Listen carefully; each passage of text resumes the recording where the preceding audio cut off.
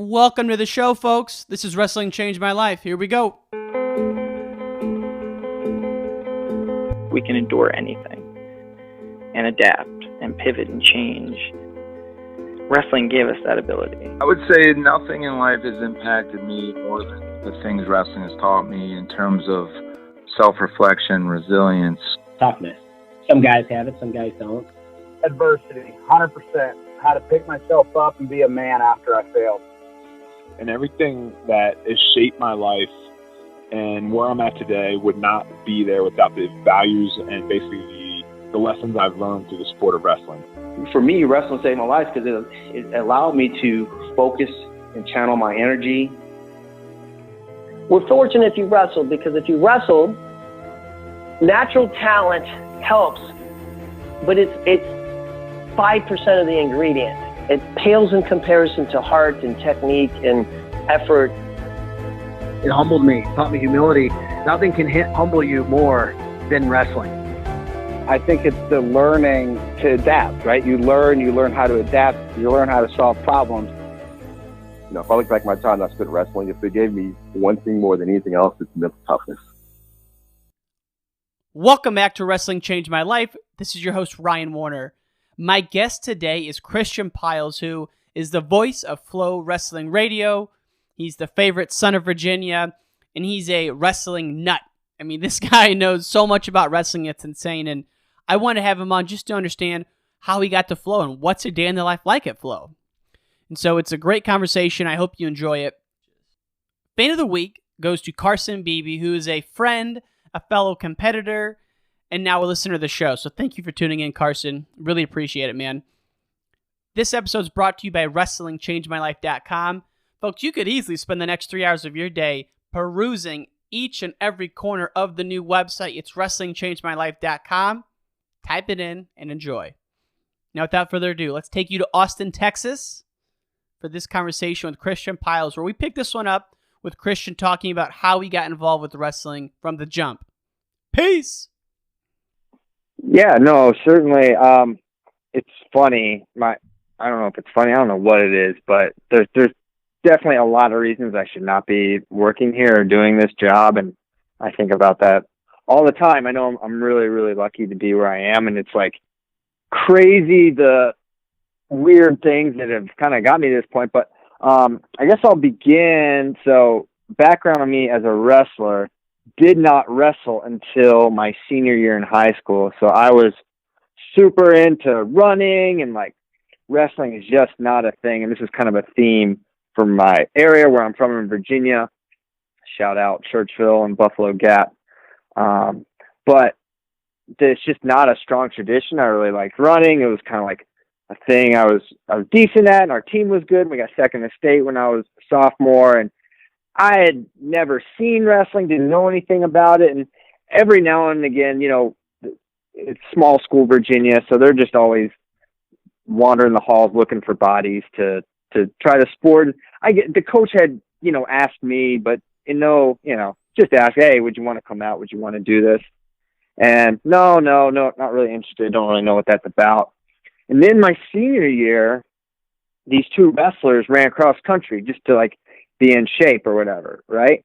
So they were like, hey, you should come out, you could wrestle. I was really small. I was like probably a 12-pounder if I like knew how to wrestle and cut weight and stuff. I probably would have been a 12-pounder as a senior. But I was like a 19. So they're like, you can beat this kid. I know you'll be able to start, blah, blah, blah. And so like I'm like, okay. To me, like, it's really cool that I would start in a varsity sport. Now, I don't know. They're just saying that. They know absolutely nothing. They do not know if that's true. They don't know. I should probably be terrible. And in fact, I was terrible. But they convinced me to come out. But they're like, yeah, you'll start. I'm like, yeah. But for whatever reason, it never occurred to me as a senior. It's like, how can they know I would start when I've never even done the thing? But when you're in high school, I guess, thinking about things like that, I just heard that I would start. But it didn't really work like that because I didn't start right away, and I couldn't. The kid they said I failed to beat, I could not beat. But I did manage. I did manage to start. I had to go up to 130, which, as I mentioned, I was not a 30, but these are the things you do, and I did have to beat someone to start. So the spot was not given to me. I did beat someone out, so they were sort of right, but they weren't right in the way they thought they would be. But all good and all fine. So I was not good, did not do well, obviously. I don't think there's many people that could do the sport right away and have success, and certainly not me. But so I left. I wouldn't say like at that point I was like, wow, I have this wrestling bug. I'm like, I really love this, because I didn't even get close enough to success to where I felt like I knew how to get it. But I did see the guys around me that were good, and I kind of understood like what it took. And so entering, and I think this was kind of a turning point for me, and it all connects. It's kind of weird how one thing kind of leads to the next. But so my brother was, when I graduated, he was a 6th grader, and I was like, he's kind of like me. He's built like me. He was really a super hardworking guy. Even as he's the youngest. He was always like the most responsible among us, and he was pretty focused, driven kid. I was like, I think Ryan, he was gonna be small like me. Like, Ryan could be really good at this. I really think he could be good if he got into it now. And I had a lot of regret, just like, man, if I had come out for this, I do think I could have been good, right? Mm-hmm. But I didn't, and so I obviously wasn't. But I was like, Ryan could. So Ryan comes out, and then he does Little League, and he's pretty good. And then my coach, Coach Robinson, I think he just could kind of like sense that I just wanted to be a part of the sport. I wanted to be around the sport. I wanted to do something, be involved, right? And so this was like a really big deal to me at the time. But he asked if I wanted to help coach Little League. And I was like, yes, definitely want to do that. So that kind of jump-started me in my journey to learn as much as I could about coaching the sport, which sent me in kind of like internet deep dive, just reading online, watching as much video as I could get in front of, and things of that nature, just so I could learn, because I knew I didn't know how to get anyone good. And just like where I'm from and the coaching I was exposed to, I also knew that they weren't going to know how to help me learn how to get to the next level. So I was like, I just need to figure out a way. I know this information's out there. I just need to learn it. I think I can be helpful. So I did the Little League thing for a little bit, and my brother, a couple years, and then my brother got to high school. Is Flo around or no? Yeah. Flo is around. Flo is like, it's like it's all aligning perfectly, right? So like, this is around. Well, I started coaching Little League in like 2004 or 5. I'm trying to so I first started helping like 2005, I want to say, but it could have been a little before that. And Flo was not around then, but as I was doing it more and more, Flo was around. And then by the time my brother is a freshman, and I'm still just helping with Little League and like just being around the sport and trying to learn as much as I can. And then I started to it starts to shift a little bit to where not only am I trying to learn how to coach and help my brother, then I started getting really obsessed with like Division I wrestling and watching anything I could. And this was around the time Ben Askren was like on his ascent, and Ben is, probably someone that I've watched more than any other athlete. I was just glued to like his way of thinking, and just found him so interesting and fascinating. And I don't know what that has to do with anything, but it was kind of that era when like Ben was coming into his senior season. I watched him major Jake Herbert from the front desk of a Comfort Inn and Suites where I was currently working. So that was like a moment I'll never forget. But so I'm just kind of like on this path of just like learning as much as I can, and I know I don't know anything, and really the internet is like coming at a perfect time for me to learn a lot, and I'm reading a lot. And I end up coaching, so long story long, I end up getting offered an assistant coaching position. When that coach that asked me if I wanted to help with Little League, he moved on to another school. The guy that started the program in 1989 ended up he's the last guy left, so he had to be the head coach again, even though he had retired from it. And so I think he sensed my energy and knew I'd at least work hard, even if I didn't know anything. And so he let me be an assistant coach, which spiraled my obsession out of control, unhealthy. And it would be unhealthy. It would be unhealthy and frankly sinful from that point until 2013 when I got hired, because I was a teacher at this point. I became a father in 2011, and I'm coaching, but it's like, so I should be focused on teaching and being a good teacher and writing good lesson plans and you know, sitting and taking care of my kid, which I was, but like, was I focused on my family? And not probably as much as I should have been, right? But I just had this like crazy bug that I just couldn't get enough of this sport. And the obsession around getting my brother as good as possible was good, but he ended up being good. You know, I was kind of right. I feel like a little validated there. He was Virginia good, right? Like there's levels to this, but for a guy, he was a 3-sport athlete and he was all state three different times. So he did good. He had a nice career for himself. So that was pretty cool. And then he graduated and I stayed on. I was eventually the head coach at Gap, which that made things even crazier. And actually 1 year I ended up the head coach at Gap, and also I was working full-time at Flo. That was definitely the craziest thing, stupidest thing I'd ever done, because I was literally gone every single weekend during the wrestling, because I was either traveling for work or traveling for wrestling every weekend.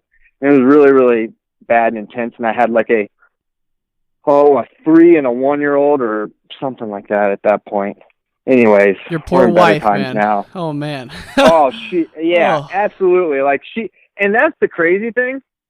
Katie hasn't probably been mentioned enough in this. Just like the only reason, I mean, she's just like so new and like supported this. Like, and there's no way she could have known. I didn't really know that it would be possible for me to like have a job in the sport, but I just think I don't know. She just always supported my passion for it, even when it was like not rational. It didn't make sense, but she always was like behind me. So yeah, definitely. My wife is major trooper.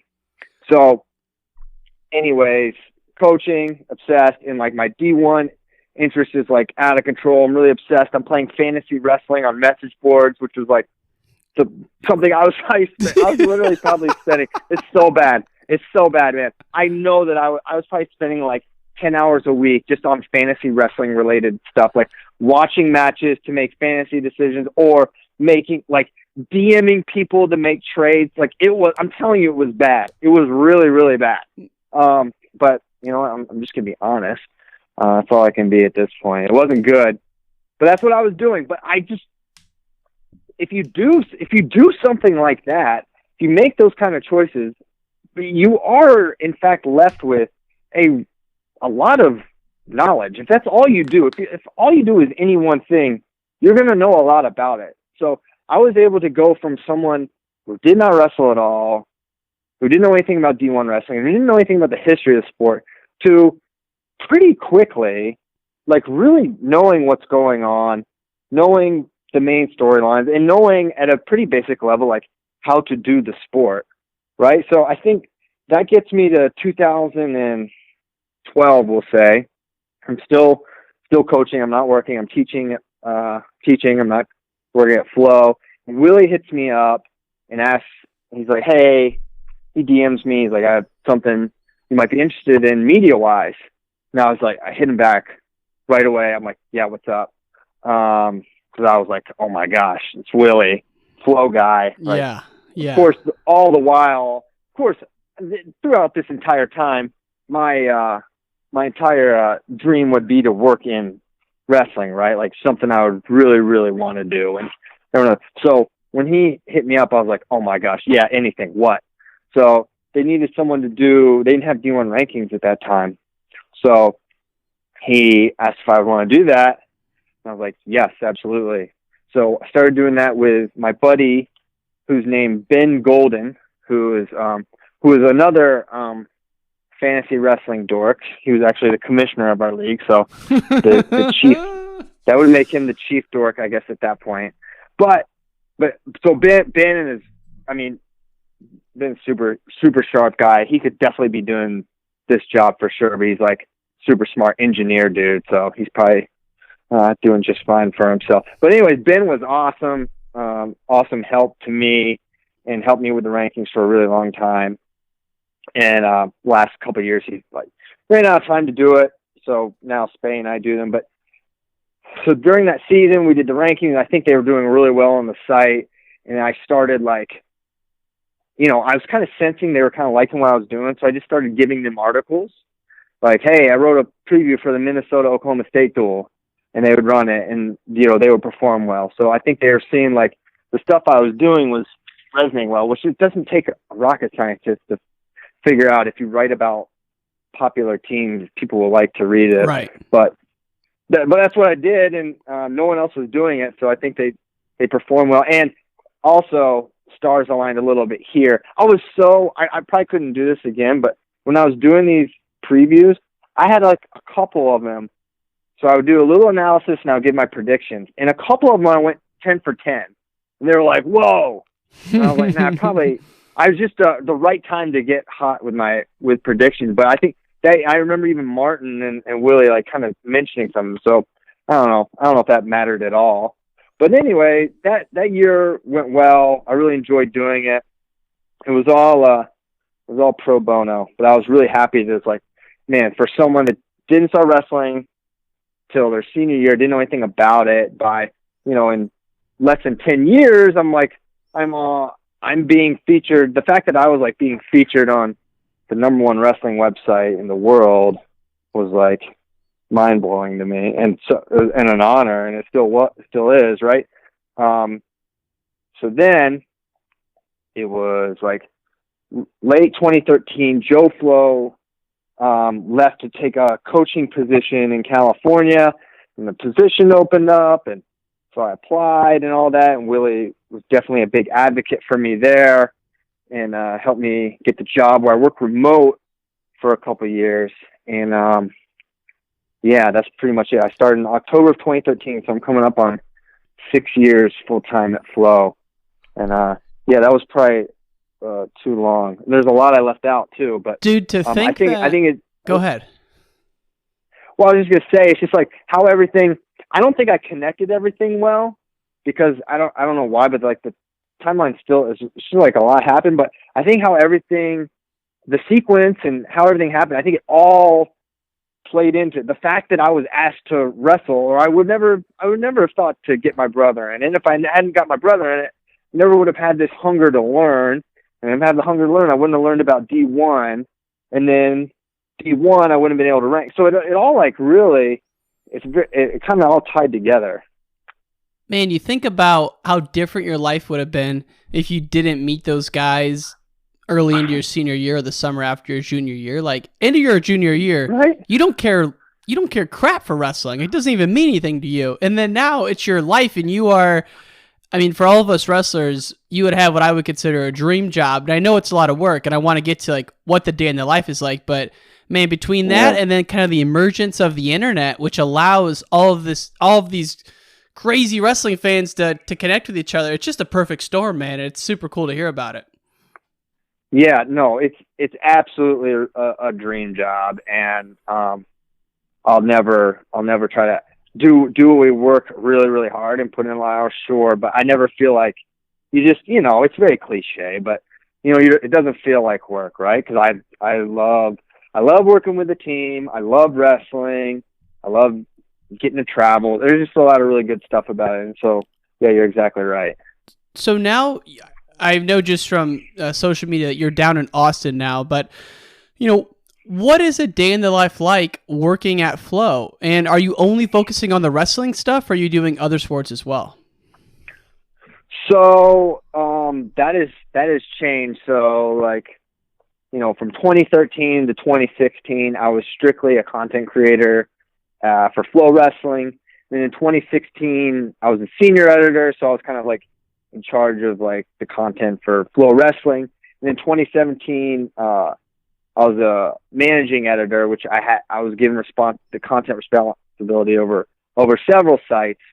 So now my focus is not solely on wrestling. So now I'm a content director, and I work with marching and grappling. So there's 3 verticals that I work with. So my focus is split, but obviously I keep a side eye on wrestling at all times, and it definitely gets most of my focus for sure. If I had to like put it in a pie chart, wrestling is the most. But I have like right now, probably no one cares about this, but in grappling, basically the Olympics of grappling are at the end of this month. It's ADCs. ADC. Yeah, ADCC. Okay, so Yeah. So it's gonna be huge. So I've been like hyper focused on this. It's a huge event for the company. We've gone on tons of content trips. I've been working with the team on the strategy, and they're doing a really good job. So it's like really hyper focused on that. And then like in the summer, for marching, there's something called DCI, which is like the Super Bowl for the marching art. So I'm working with the teams and making sure they have what they need, and we're coming up with a content strategy. So as far as day to day, what I like about Flo is like no 2 days are probably ever the same. We do have like Mondays are kind of meetingsy. So it's like we have the wrestling content meeting, we have the grappling content meeting, we have like some like production stuff that we talk about, like the overall video content strategy, and we have team meetings, and like we're all of like content leadership gets in a room and talk about how we're tracking towards goals and whatnot. So it's a lot of different stuff. It's a lot of collaboration. It's a lot of like, just side conversations and figuring out, make sure everyone's headed in the same direction. But like, there's no really set day. So what you're saying is FRL is a small part of what you do, sadly. Sadly it is. I wish, dude, it would be, I know that's part of one thing that kind of stinks. It's like, I would love if like, I want to do FRL every day. I would love to do that. I literally can't. Yeah. Right. It would be so awesome to do it. And so, yeah, but that's like my Tuesdays and Thursdays. But it's just not possible with our responsibility. It would be tough for those guys to do it every day as well, just with our travel schedule alone.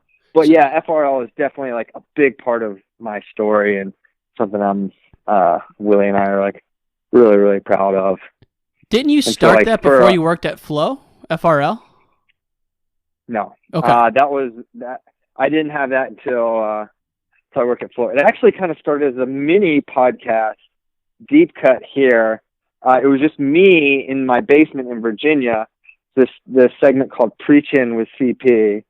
Stupid name. Ray, wow. Shout out to Ray. My boss was like, that is really lame. And it was like, well, we couldn't come up with anything else, and we just did it. But anyways, it actually performed pretty well. And they're like, okay, those were like 10 to 12 minute clips.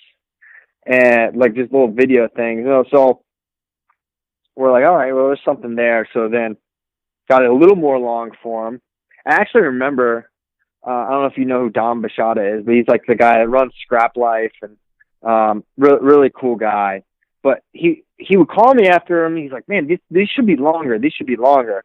So he said that, and then my boss Ray was like, you need to start doing a podcast. You should do it live. So we started doing it live, and then like 2 episodes in, Willie was on the show, and then it's been Willie and I ever since. Man, the rest is history. It's by far the most entertaining wrestling podcast out there. And I would say, I'm big into grappling as well. In fact, I have to ask you about a Gordon Ryan hypothetical matchup with Snyder, but we'll pause that for a second. Oh man, because I'm actually I started jiu-jitsu, learning jiu-jitsu, so I saw the picture. Him, so dude, it's freaking fun. Have you ever done it? I've done it. Only no gi though. I went to gi one time. I used to live in San Francisco, and the gi, man, it freaked me out, dude. It is such a different world to me, the no gi. I haven't done no gi yet. I've only done gi. I really like it. It's like, I feel like this is one thing wrestling needs to figure this out, and I don't know if it's possible. 'Cause wrestling is just inherently, it's just harder. It is harder than jiu-jitsu, right? And I don't know if there's a way to, but like, there's something about the structure of jiu-jitsu practices. They're way easier.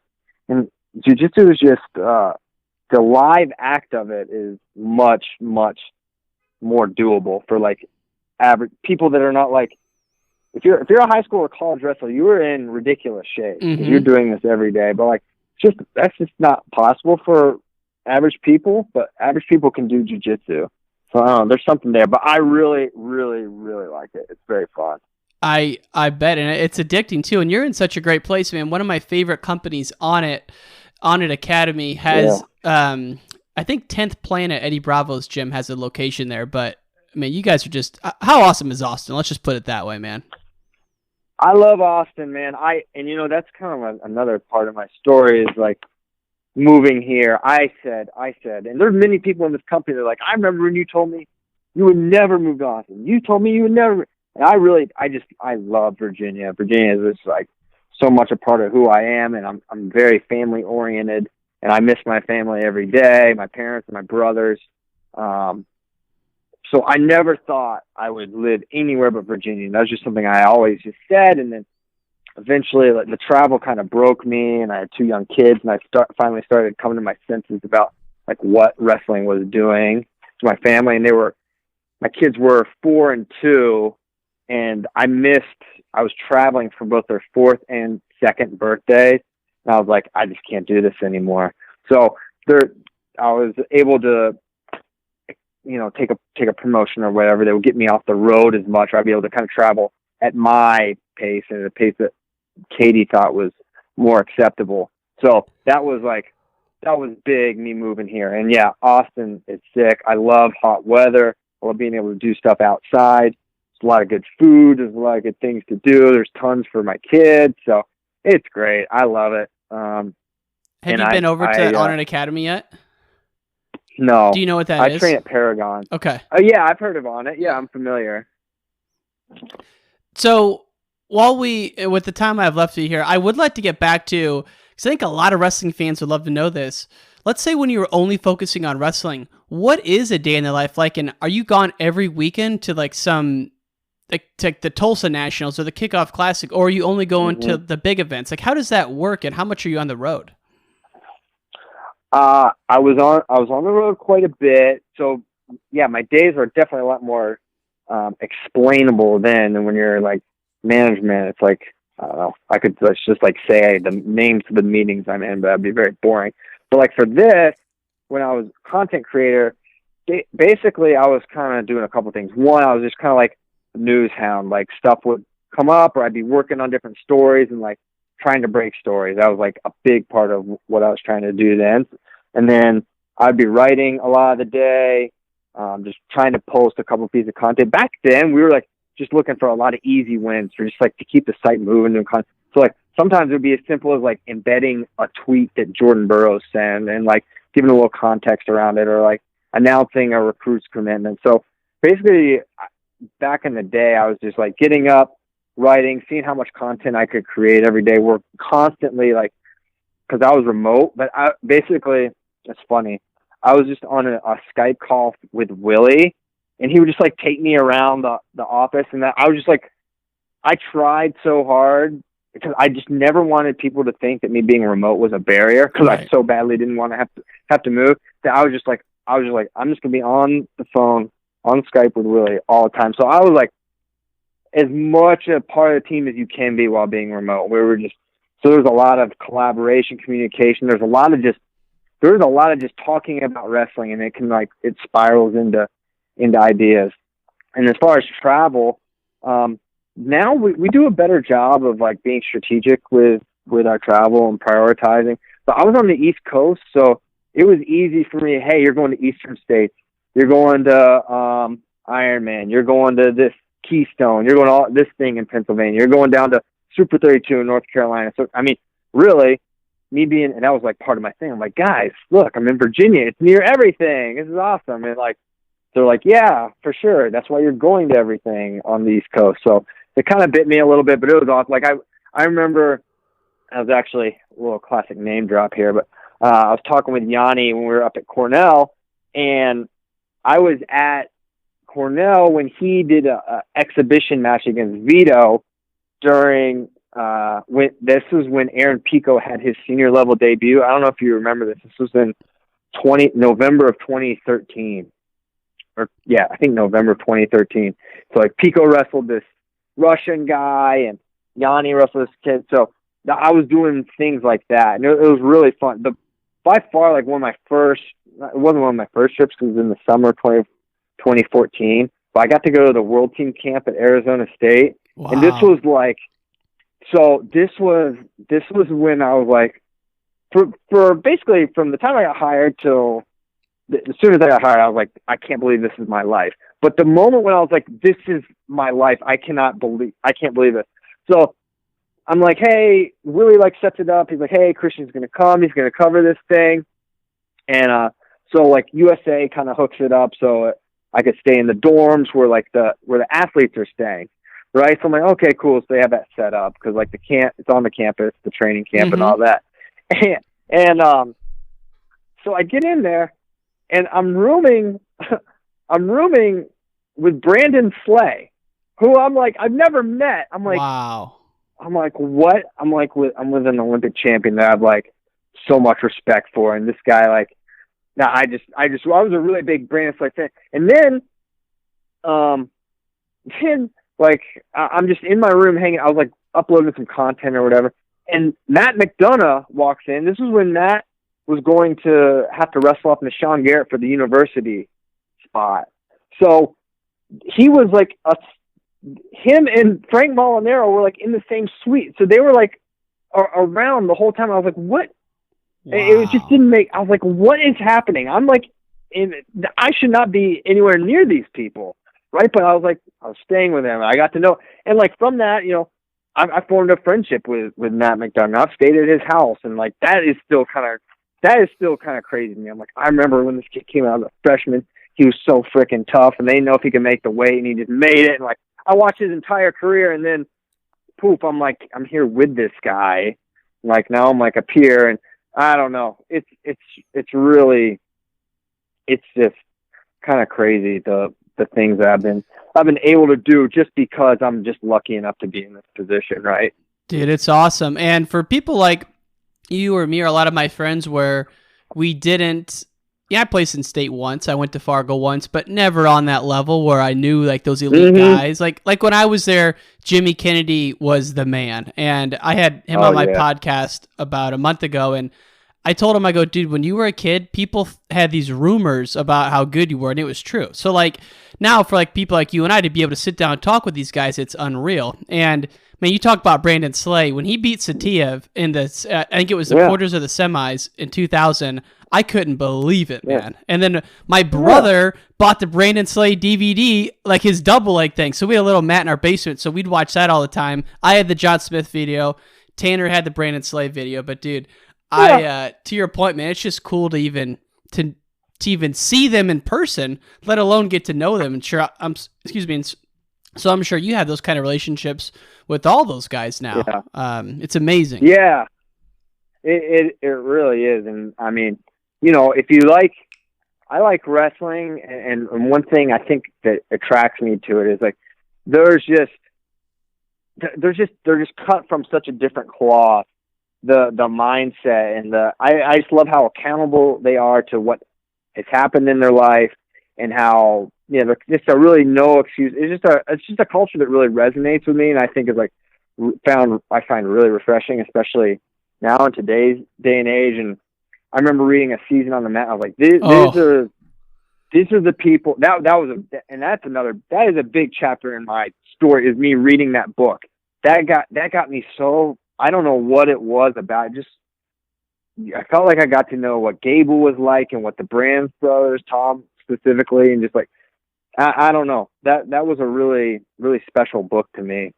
Dude, that book's on my desk right now. I read it in middle school and I've reread it as an adult, and I'm just like, Gable was a wizard, man. Just a wizard with all the different ways he'd motivate people. And I was lucky enough to go to his house last Friday and interview him for 2 hours for this podcast. And so I was buffing up on that book before that interview, and it was just like, man, to be able to sit there was unbelievable. But I love that book, man. Love it. I read it every couple years. I haven't read it recently. I need to reread it again. I'm trying to think when my son's old enough to read it. It's like, Right. He's kind of smart, but he's only in like third grade or something right now. So I don't know if he's quite ready, but he loves Iowa. So I think he'll Dude, I saw you say that you wanted to live in Iowa at some point in your life. I grew up in Illinois, but 45 minutes from the University of Iowa. It is a different kind of place there, man. But Austin's better, no question. No question. Yeah, I mean, there's definitely some trade-offs, but man, I mean, Virginia, no one knows what wrestling is. No, I mean, what about Great Bridge?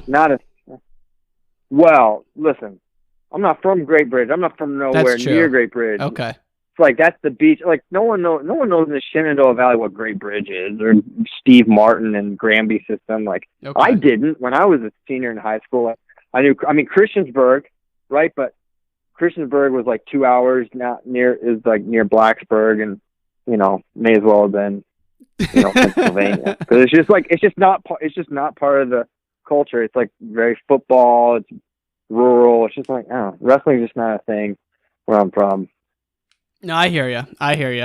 Well, I'm sure you've got to make up for that in spades. And as we wind down here, I always kind of wrap up with 3 rapid fire questions, and we'll close with how did wrestling change your life. The first question is this is something I discovered during my research. So I research each guest pretty rigorously, and I came across a gentleman by the name of Tracy Pyles and his trip to Orlando. I've never laughed so hard in my life than when I watched that video. What is that your dad, and what's the backstory on that? Because that is hysterical. My dad, where is Tracy Pyles? Okay, so dad, I mean, he's 71, so old, and he's pretty computer savvy. He's worked on using business as for as a profession. So he's like kind of computer savvy, but like he would be better off if he just had none, and then someone would just have to do it for him. But he knows enough that he's like, okay, this is a good deal. $200 flight to Austin. All right, just connect through Orlando, no problem. And he didn't read, the 17-hour layover thing. It's very, to me, maybe this that's when you fly these budget airlines. I guess you just kind of get what you get. But to me, they're just preying on the elderly here when they do stuff like that. But no, but Dad is like he just doesn't care. Also, I was like, okay, whoops, did that. Oh well, he just very much make the best of this thing kind of guy. And I don't know if you saw the video, he's very goofy, charismatic. He likes to be He likes to make people laugh. He really, more than anything, liked to embarrass me throughout my entire childhood, up through high school, when he would film us going to our first day of school, from kindergarten all the way through senior high. He would film us walking into school, walking to our cars, doing all this stuff. Highly, highly embarrassing stuff. From basically third grade on, you're like, this is so embarrassing. And he just does not care. It never, ever bothered Tracy Pyles to embarrass me. So I hope I don't do that to my kids, but invariably, the way these things work, I probably will. And for the listeners who have no idea what we're talking about, and sincere apologies, he apparently was trying to fly from, Virginia or Florida to Austin, gets a flight that's 22 hours, and shows up the next day. He's like, okay, but I fly from Richmond to Orlando, I connect in Austin, no problem. Well, he had a 17-hour layover in Orlando that he didn't realize he had until the day before the flight. And instead of booking, changing, he's like, whatever, it's fine. I made a little boo-boo. Both ways, by the way. He had 15+ hour layovers coming and going to Texas and back. God love him. He used to. God love him, but it's also worth noting that my dad used to just drive. He probably will again, but he used to drive from Virginia, where he lives in Churchville, to Austin here, one shot straight through. It's a 20-hour drive. He would do it just straight through. He would not stop. He would not sleep. He would just get gas and eat. And he he never quite broke 20 hours, but he could do it very fast. He's a 7-year-old man. So, but it also freaked my mother out and basically all of us. And he can't see well at night, which if you drive 20 hours straight, you will intersect with nighttime. So, for all those reasons, we'll take the 18-hour layovers over him trying to drive that whole way. Indeed. Now, second question is, what's your favorite memory of all the broadcasting you've done over the years? Oh man, geez, great question. This is always changing. I think right now that the Oklahoma State Iowa duel this February has to be up there for me. Not because of how it went, just like to me, it's all about when the crowd energy is insane. That's what really does it for me. So as far as like things I've been on the call for, is definitely the Oklahoma State Iowa duel. I mean, pitch pinning Spencer was just like, oh my! I mean, I've never. There's never been, the place went nuclear. It was just, I've never heard anything like that. I've been in Carver. I was in Carver when Alex Meyer beat Mark Hall. I've been there for some pretty big ones. I wasn't there for J.O. Ramos or anything like that. But I've been there for some cool stuff. But there was nothing, there's nothing like calling a big match when the crowd is going crazy. It's just like the most fun thing you can do. And that match in particular was crazy because, I mean, I feel like with those two teams, 125 is always kind of the symbolic weight class because Brands was a light guy, Smith was a light guy. So in the back of their minds, they kind of have a penchant for those smaller guys, and that's, I mean, I resonate with the lower weights. That match was so freaking crazy. Oh, unbelievable. I was watching it today. I don't know. Videos just come across and I can't not watch them. You're not going to not watch. When you see Spencer and Nick pitching in, you watch, no matter like which match it is. You're going to watch that match. So I was watching it again, and it's crazy. Like the takedowns that Pitch got out of were crazy. There were a couple like deep shots that Spencer got in. Him getting away from Spencer in the face. You kind of like remember stuff. And because everyone talks about the single and he locks up the cradle. Like everyone remembers that, but all the stuff that led to that was almost as interesting as the final result. Dude, I'll tell you what video clip I can't stop watching. It's from you guys. It's that overtime at the Worlds with Besset Kudakov where he has he gets the I can't remember what it's called, like the kind of like the high single, the ball drop, in overtime against him. I've never seen anyone win that, let alone what he did. That's unbelievable. Crazy.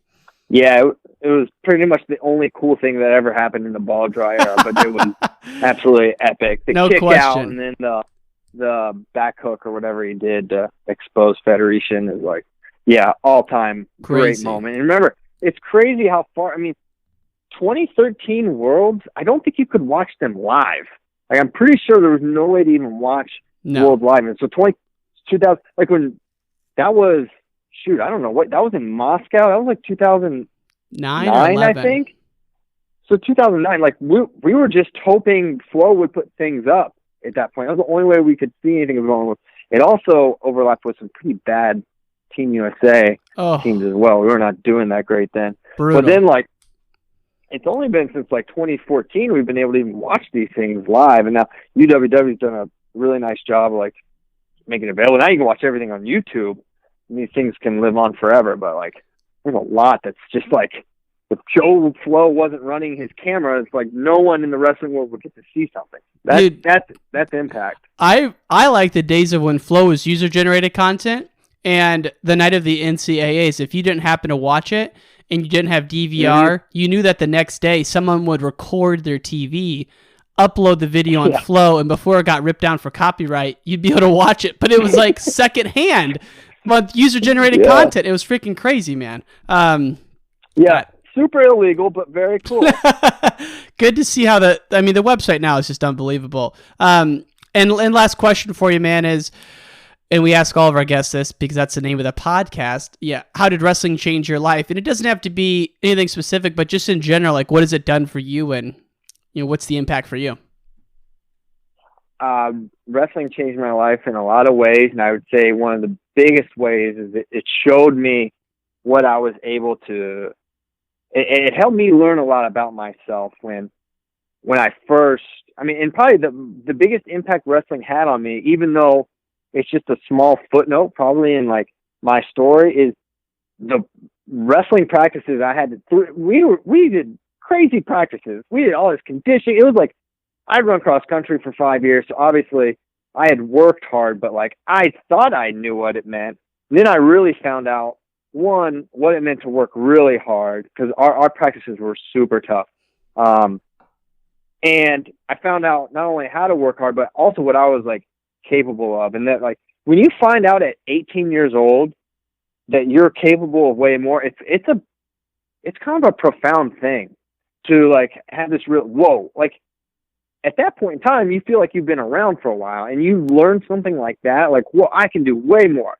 There's so much more I have to give. There's so much more I could be doing, and how you can kind of apply that into different aspects of life, I think is what I did. So I think for me, that's like, if I had to say one thing, it was that self-realization of what I could become. And then that message was reinforced to me 10,000 different times when I was listening to a John Smith, a Tom Brands, a Cale Sanderson speak. And then I was watching the things that these guys were doing when I was watching an Iowa practice on Flo or something along those lines. I was seeing like, this is what it takes. This is what these people are putting their life into this thing.